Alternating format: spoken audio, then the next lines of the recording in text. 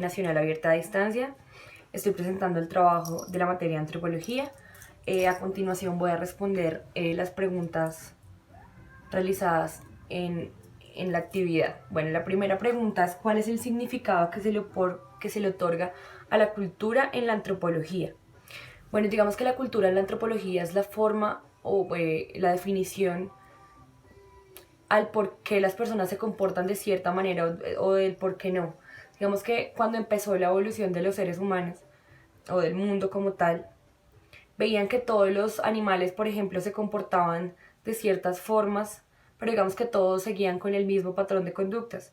Con los seres humanos pasó algo súper distinto, y es que conforme el grupo fuese distinto, su cultura y su comportamiento y su reacción ante las cosas era distinto también. Entonces, digamos que la cultura es eso, es el entender por qué las personas hacen ciertas cosas y de qué proviene ese comportamiento. La segunda pregunta dice: ¿cómo se ha transformado el concepto de la cultura?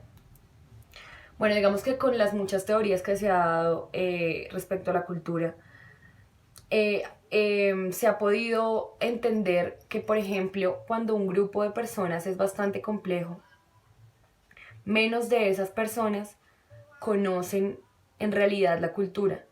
Es decir, que la cultura, la evolución del concepto fue que no era una cultura, que no era una conducta aprendida, sino que era una abstracción de esa conducta. Digamos que esa es como la evolución que ha tenido un poco el concepto en general. La tercera pregunta es: ¿cuál es la definición de los conceptos de relativismo cultural y etnocentrismo? Bueno, relativismo cultural. Digamos que cada cultura tiene cosas buenas y cosas malas para ellos, ¿no? Digamos que ellos tienen definidos las pautas del bien y el mal.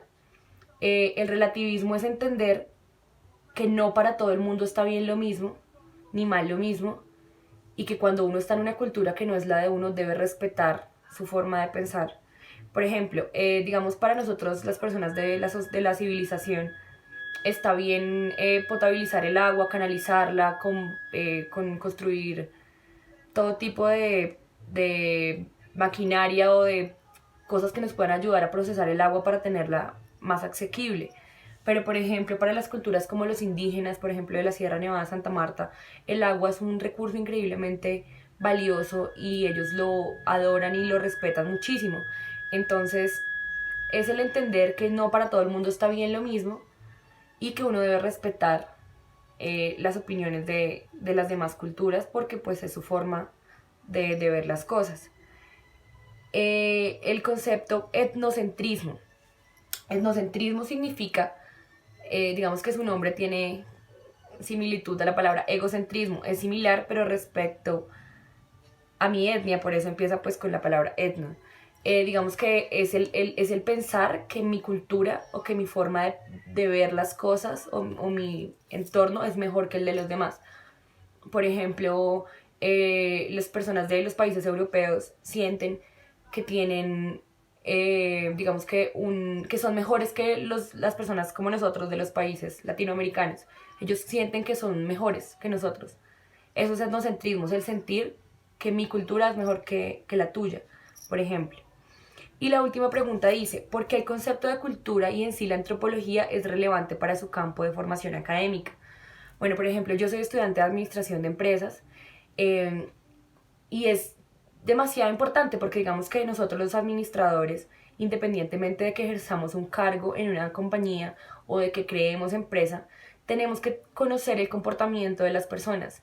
Por eso tenemos que hacer estudios de mercado, nichos de mercado, para ver cómo van a reaccionar conforme ciertas circunstancias, cómo se van a comportar, no sé, depende del clima, la ideología política, religiosa, por ejemplo, el por qué las hamburguesas de McDonald's en la India no tienen carne de res, porque la carne de res es sagrada para ellos y lo del ganado no se sacrifica como acá en Latinoamérica. Entonces digamos que es muy importante el conocer el comportamiento de las personas, el por qué se comportan de ciertas formas y el resultado que ese comportamiento tiene, porque eso nos hace entender un poquito más y poder avanzar en los estudios que se hace, y asimismo pues progresar a nivel, en mi caso por ejemplo, empresarial.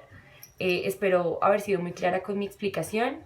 Muchísimas gracias, tutor, y les deseo una buena tarde. Hasta luego.